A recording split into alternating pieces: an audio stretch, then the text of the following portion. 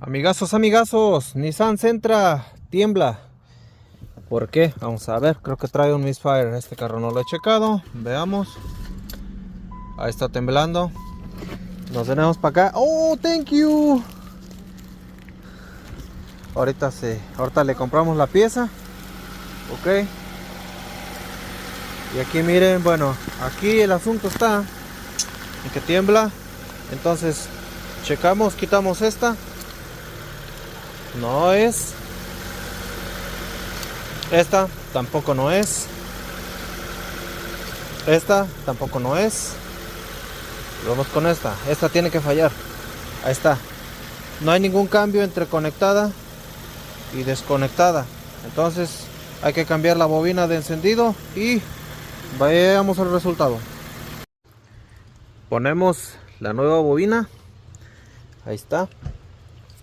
Conectamos. Ahí está.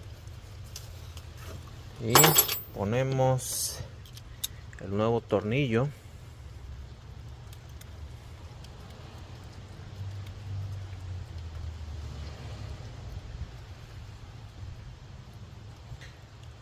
Ahí estamos.